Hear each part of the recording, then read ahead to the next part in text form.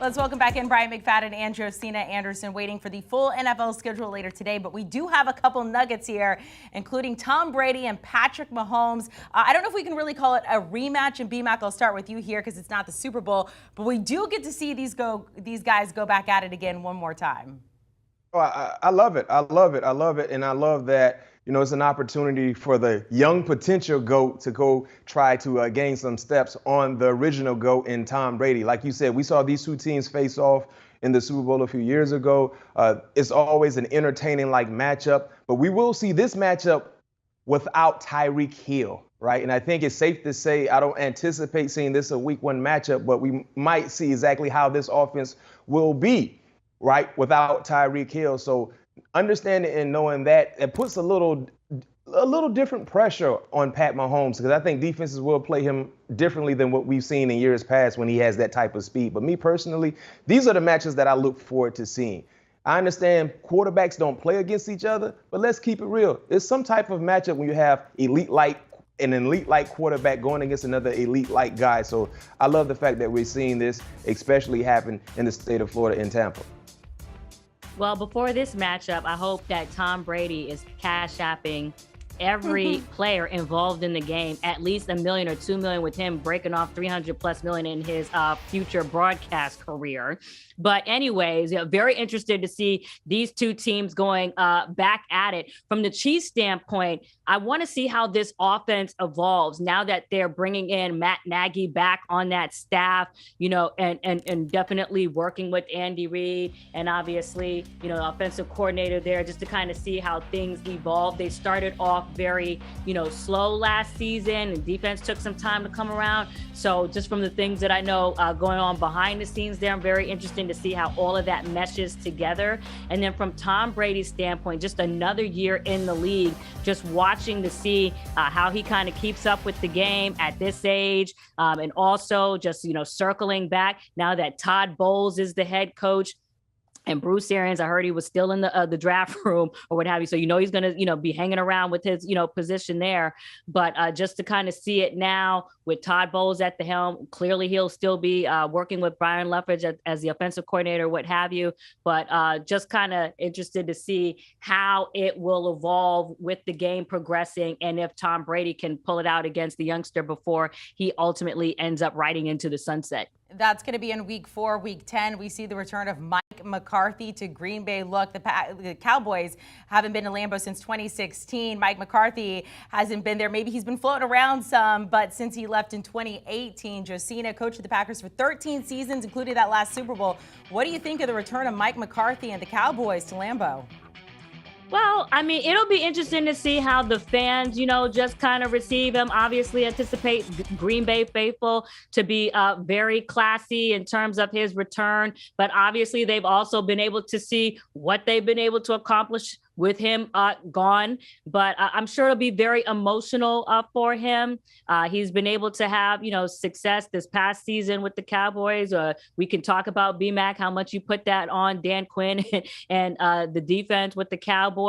But certainly it will be interesting to see how the Cowboys perform under Mike coming back to his old team. Yeah, I think this will be a bigger deal for Mike than it will be for the Green Bay Packers, because clearly they told Mike, you're not good enough to be our head coach. They moved on and went and got Matt LaFleur. They haven't missed a beat. 13 ball games has been the standard when it comes to winning for the Green Bay Packers since letting Mike McCarthy go. Winning the division, the NFC North, has become the standard for that organization. So technically, they let Mike go, and they have basically upgraded when it comes to the head coaching position. The only thing they have not been able to do has been reaching a Super Bowl. Now, Mike has that in his resume as the head coach for the Green Bay Packers, but you better believe and know he's a bit salty, right? He's a bit salty. He's no different than, if you're dating your girlfriend in high school, she tell you you're not good enough. You want to go out and try to go find a girl that looks better than her. Right. And that's the situation that Mike tried to do with Dallas. Unfortunately, they haven't been able to live up to the billing to being the prettiest girl in high school anymore. But B-Mac, how many Super Bowl rings Matt LaFleur got? He has 0. He has Okay. 0. That's what I said. Okay. I said that. Okay. Now. I gave Mike his So just what due. I'm saying is that this is an opportunity for Mike McCarthy to come back there and say, remember me? You see what I'm saying? So if he's able to get a win, that's a huge statement for him back at Lambeau. Because at the end of the day, the goal is to win Super Bowls. And even though there's been a lot of winning, there's not been a lot of ring wearing. So as far as I'm concerned, it's still an opportunity for him to make a very emotional statement at Lambeau. Yeah, and that's why I said this is a bigger deal for Mike McCarthy than it is for the Green Bay Packers organization, in my opinion. I agree with you. All right. Unless they lose. Unless Green Bay loses. Right. Let's go to Christmas Day, and somebody will be opening a present with a win. Somebody will be a loser here. And BMAC, I want to go with you. We can find it on CBS. The defending Super Bowl champs, the Rams, hosting the Denver Broncos. And there you see it, 4:30 Eastern on Christmas Day. BMAC, Josina, she got to meet your phrase, your curly-haired Russell Wilson. You love the guy. Talk to us about this game, BMAC.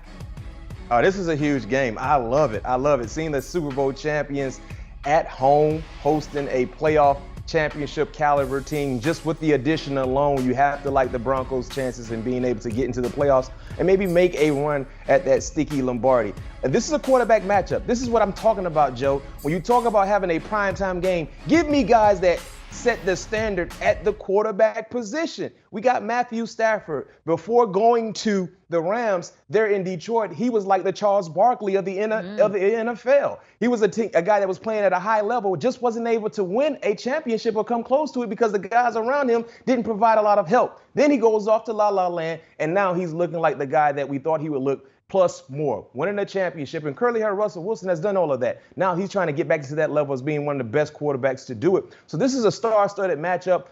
We already highlighted the Rams in their schedule. Like I said, they have a gauntlet of teams coming their way. And Christmas Day, it won't be nothing short of another heavy, light gauntlet.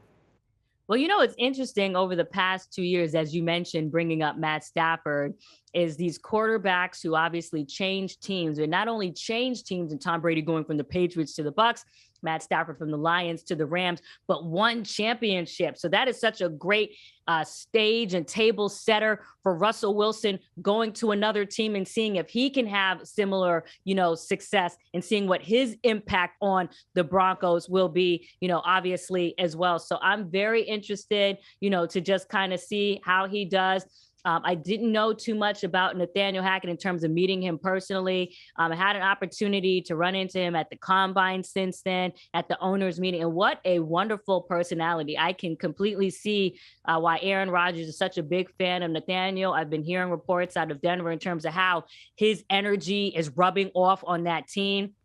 So very interested to see how all of that plays out, when those two teams come together. But listen, this offseason was a huge arms race. When you see a team like the Rams win, and we know the slogan with them picks, you know what I'm saying? And for them to have that success, the impact it had on the offseason, all of these players changing teams, Devontae Adams, Tyreek Hill. So I want to see if the Seahawks, can keep up relative to that. I'm talking about the NFC West now, and also the 49ers with respect to Russell Wilson having left Seattle, going to Denver, and then playing that division, even though he's not from that division, but just making the point of how these teams have needed to keep up this offseason with the firepower in order to kind of match the energy and the accomplishments of what the Rams did this past offseason. Josina, until we get the full schedule, give me your 5 can't miss games this season right now.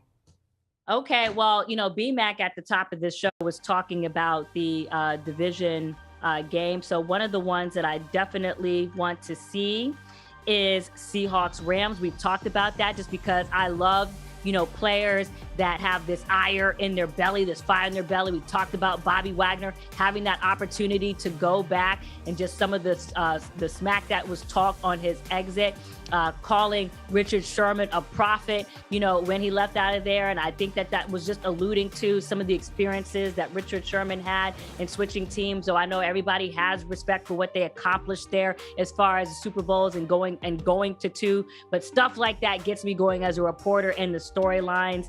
You want all 5? Or you want me to keep going? You're going to go to BMAC? How are we doing this? Keep going? Yeah, sure. Okay. You can go through all. You go through all Okay. your 5, and then So we'll go to Chiefs, BMAX, yeah. and we'll see I what mean, he has to Chiefs- say about yours. Absolutely. Chiefs Broncos for the reasons that we mentioned, just because I want to see how Russell Wilson does with this team. I want to see what his impact is relative to how some of these former quarterbacks did in changing teams, particularly after there were some storylines, on their exit as well. We're talking about the Ravens and the Bucks. I just think that quarterback matchup, B-Mac was talking about how for these games to be interesting, it has to be these primetime quarterbacks, playing, although sometimes I think the storylines can lead the matchup. But in this game, I want to see how Lamar does. I want to see how Tom Brady does, just kind of the juxtaposition of the different eras that quarterbacks, I think I'm all for that. When it comes to Browns and Bengals, just because they have Deshaun Watson, and we can get into that conversation, assuming that he is playing in 2022, seeing the impact that he will have on that offense relative to how the Bengals did in going to and being the runner up, the bridesmaid or whatever you want to say, at the Super Bowl. So I want to see how these two teams now combine. And then what else did I mention? Packers, Rams, another interesting one as well. All right, B-Mac. Tell me what you think of her list, but then let's go through yours. Give us your top 5 can't miss games right now. I like Joe's list. It's pretty good, but I don't think it's better than mine. Oh, God. Of course. Yes, Joe gave us a JV list. Let me give you a varsity list. Starting off, Bills at the Chiefs. We can call this game 13 seconds of horror, 13 seconds of fame, based on what happened in the playoffs and those 13 seconds that led to an opportunity for Kansas City to advance. We talked about the Chiefs and the Buccaneers already. It's the baby goat going against the old goat. Bah, bah, right? That's what goat sounds. Really? Right? That's how goat sound. Baby goat, old goat. You need some You see what I'm doing. Listerine. You gargle Rams, it. Buccaneers, same situation. Rematch of that playoff game where the Rams got the best of Tampa. We talked about the Cowboys going to Lambeau. And look at this game right here. My final game, the Miami Dolphins at the Los Angeles Chargers. I had this game on one of my can't miss as one of my can't miss games because of the quarterback play, right? These two guys are tied to the hip. Remember in the 2020 draft, the Dolphins took Tua right before Justin Herbert, who landed to the Chargers. You look at some of the additions they made on both sides of the football, but specifically speaking, look at Miami, adding Tyreek Hill, getting Cedric Wilson, getting Raheem Mostert, getting so many outstanding players to add to the offense to help their young quarterback. The time is now. The time is now. If Tua don't take this team by storm and lead them to the promised land and get them close to the promised land, he's going to face a lot of criticism, especially coming from the folks down there in South Florida. So I can't wait to see that matchup between young quarterbacks. One quarterback is already kind of there. The other quarterback is still trying to figure things out, to say the least. Do you want a sports network that delivers everything that matters about the game? The highlights, the picks, the instant analysis, no yelling, no fake debates, no politics.